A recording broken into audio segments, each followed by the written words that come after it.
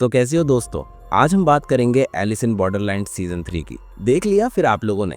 Ending कैसी लगी? मजा आया या दिमाग घूम गया? खैर, एलिस इन बॉर्डरलैंड देखकर दिमाग ना घूमे तो क्या फायदा एआईबी लवर होने का, क्योंकि एलिस इन बॉर्डरलैंड यही तो करता है, आपका दिमाग उल्टा फेरत करके रख देता है। तो करते हैं एंडिंग को एक्सप्लेन, ताकि आपको आसानी से हिट हो जाए कि साला एंडिंग में इतने हिडन जेम्स छुपा रखे थे मेकर्स ने। ऑल्सो कुछ की डिटेल्स को भी कंप्लीट ब्रेकडाउन करने वाले हैं, तो दिल थाम के बैठ जाओ, क्योंकि वीडियो काफी इन डेप्थ होने वाली है। बाकी वीडियो शुरू करने से पहले सभी एआईबी लवर्स को कांग्रेचुलेशन। सीजन 4 डेफिनेटली मिलेगा हम सभी फैंस को, तो वीडियो को लाइक कर दो और नए लोग अगर काम पसंद आए तो चैनल को सब्सक्राइब जरूर कर लेना। एंडिंग में जाने से पहले वीडियो की स्टार्टिंग में ही कुछ बातें कहना चाहूंगा। पहला तो ये कि सीजन 3 मेकर्स की तरफ से सिर्फ और सिर्फ सीजन 4 का बिल्डअप था, अपने सीजन 2 के सर्वाइव्ड कैरेक्टर्स को वापस लाने के लिए। एक ट्रू फैन के हिसाब से देखा जाए तो सीजन 3 में ऐसा कुछ भी इंपॉर्टेंट एलिमेंट्स नहीं थे जितना इस शो की हाइप बढ़ाई गई थी। जोकर के नाम से जोकर का कोई रोल नहीं देखने को मिला है, इसीलिए कुछ पार्ट्स पर सीजन 3 में बुलशिट वाइब देकर गया है। पर इसका मतलब ये नहीं कि मजा नहीं आया, मजा आया है और बहुत मजा आया। खैर, सभी को पता चला फिर कि जोकर कौन था। आई थिंक जोकर रिवील ही नहीं किया है मेकर्स ने हमें अभी तक। जिस बंदे को लेकर सीजन 3 की इतनी हाइप बढ़ाई गई थी, उस बंदे का कोई सॉलिड रोल फिलहाल नहीं देखने को मिला। सीजन 3 बंदा में बहुत कुछ अपनी मनमानी करने की कोशिश कर रहा था बंदा। हाँ, उसके पास एक्सेस भी था। देखो, बंदा जोकर नहीं था, इतना तो तय है, लेकिन ये भी हम सभी को एडमिट करना पड़ेगा कि बंदा की वजह से ही सीजन 3 के सारे प्लेयर्स वापस आए और गेम्स पॉसिबल हो पाए। तो क्या ये जितने भी गेम सीजन 3 में देखने को मिले थे, ये सब बंदा एंड याबा नहीं बनाए होंगे? क्योंकि आपने नोटिस किया होगा बंदा एंड याबा स्टिल गेम खेल रहे थे। वो खुद जोकर गेम को सॉल्व करने और क्रैक करने की कोशिश कर रहे थे, यानी वो खुद जोकर गेम खेल रहे थे। तो आप समझ सकते हो कि बंदा एंड याबा जैसे और भी प्लेयर्स एग्जिस्ट करते हैं बॉर्डरलैंड में, और वो कहीं ना कहीं जोकर बॉर्डरलैंड के गेम को खेल भी रहे हैं, यानी जोकर गेम को खेल रहे हैं।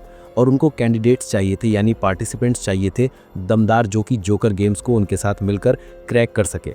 और बंदा का ये डेडिकेशन भी देखने को मिल रहा था कि वो सारे गेम को क्रैक करना ही चाहता है, फुल्ली ऑब्सेस्ड। और इसके लिए बंदा को आरिसू चाहिए था। तो एक बार के लिए ये भी कह सकते हैं कि इतना तामझाम सिर्फ और सिर्फ आरिसू को वापस गेम में लाने के लिए था, उसे जबरदस्ती बॉर्डरलैंड का हिस्सा बनाने के लिए था। और इसी चीज के पीछे बंदा ने हर वो मनमानी करनी शुरू कर दी जो कि उसे नहीं करनी थी। हाँ, और एंडिंग देखकर यही लग रहा था कि बंदा के पास स्पेशल राइट्स थे बॉर्डरलैंड को एक्सेस करने में। बंदा एक ऐसा स्पेशल कैंडिडेट था, या फिर कहो कि प्लेयर था, जिसको काफी रॉयल्टी बॉर्डरलैंड की तरफ से दी जा रही थी या दी गई थी।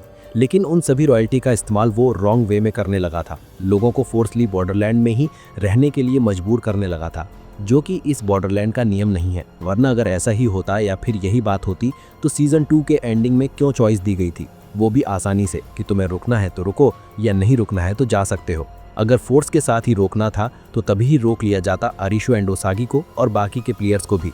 दैट्स वाई बंदा को मारने का ये कारण भी था। जहां वॉचमैन ने यह भी बोला था कि ये लड़का कुछ ज्यादा ही मनमानी करने लग गया था, यानी ये काबिल नहीं है इस पोस्ट के लिए जिस पोस्ट पर वो रखा गया था। आई थिंक बॉर्डरलैंड का यही नियम है कि कोई भी इंसान सिर्फ अपनी मर्जी से ही यहाँ रुकना चाहेगा या रुकना चाहिए, किसी भी प्रेशर में नहीं। क्योंकि आपने हर बार नोटिस किया होगा बॉर्डरलैंड को बार बार यही मेंशन करके दिखाया गया है कि वो एक अलग दुनिया है जो मौत और जिंदगी के बीच में एग्जिस्ट करती है। तो हो सकता है बॉर्डरलैंड का टाई अप मौत की दुनिया एंड रियल वर्ल्ड से ऐसा हो कि जबरदस्ती इंसान को उन दुनिया से बॉर्डरलैंड छीन नहीं सकता।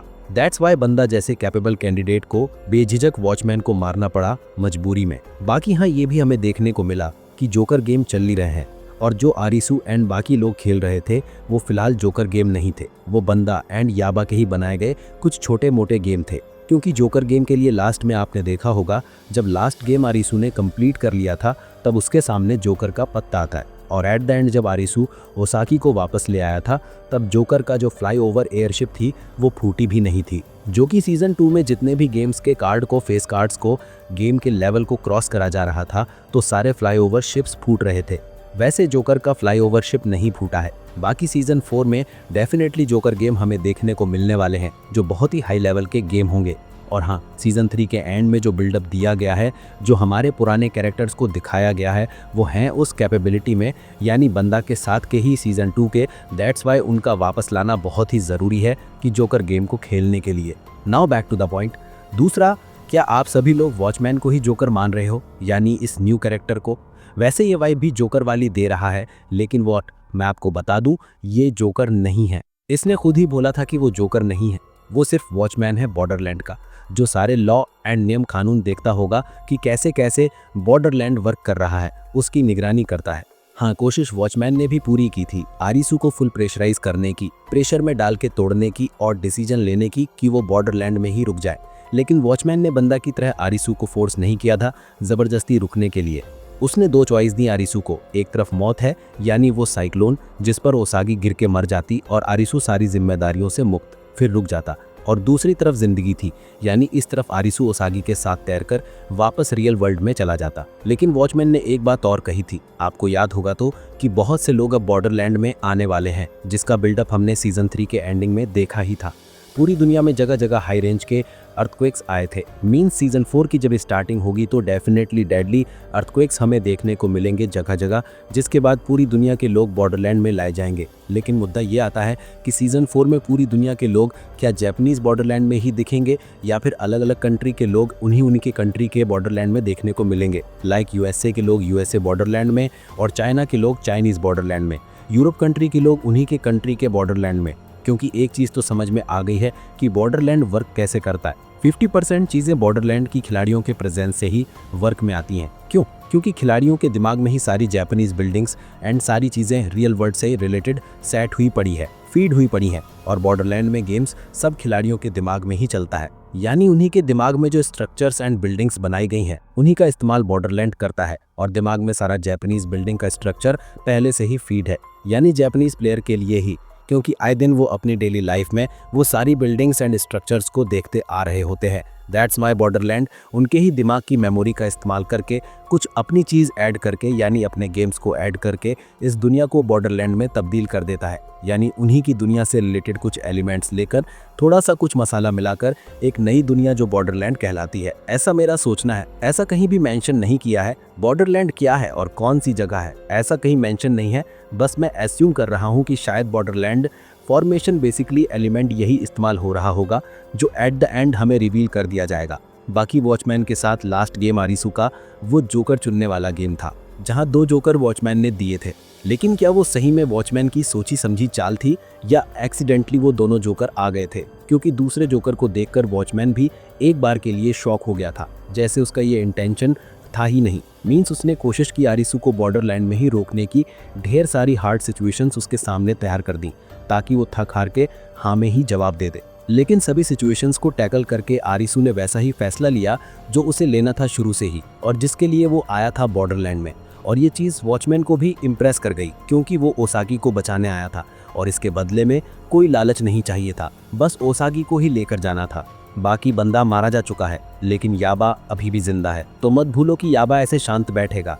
कहीं ना कहीं याबा बंदा की मौत का जिम्मेदार शायद आरिसू को मान बैठेगा, क्योंकि याबा ने बंदा के साथ लंबा टाइम स्पेंड किया है, तो मे भी भाईचारा ऑन टॉप वाली फीलिंग याबा के दिल में पनप गई होगी बंदा के लिए, अपने दोस्त के लिए। और सीजन 4 में आरिसू से रिवेंज वाली कंट्रोवर्सी शेयर कर सकता है याबा आरिसू के साथ एक बार के लिए। लेकिन मेरा शक जोकर के लिए कहीं ना कहीं एक बार के लिए याबा के ऊपर भी जा रहा है। क्या लगता है कि याबा ही जोकर होगा या फिर अपनी एन रिजुना ही जोकर होगी? क्योंकि रियल वर्ल्ड में वो बंदा को भी देख पा रही थी और उसे मारने के लिए उसने अटैक भी किया था। देखो, एन के पास कुछ तो ऐसा है जो उसे बहुत स्पेशल बनाता है, और शायद एज जोकर वही सब कुछ कंट्रोल कर रही होगी। मे बी क्योंकि एन खुद एक बायोकेमिस्ट स्पेशलिस्ट है, या फिर अपना आरिसू भाई ही जोकर होगा। क्योंकि आरिसू जब वापस रियल वर्ल्ड में आ गया, उसने सीजन 2 के सभी सर्वाइव्ड प्लेयर्स के साथ उनकी लाइफ रीडिंग का एग्जामिनेशन ले रहा था, इंटरव्यू ले रहा था, रीड कर रहा था कैसे वो रिएक्ट कर रहे हैं आफ्टर दैट इंसिडेंट, यानी सीजन 2 के लास्ट इंसिडेंट के बारे में।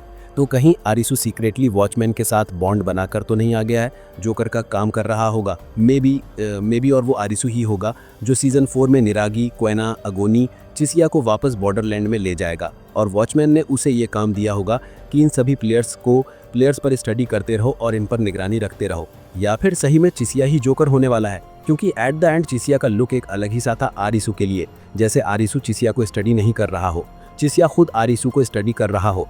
बाकी यूएसए में ये एलिस नाम की बार वेट्रेस गर्ल का क्या रोल होने वाला है सीजन 4 में? क्या यही बंदी जोकर है? एलिस इन बॉर्डरलैंड इसी के ऊपर बेस्ड है क्या?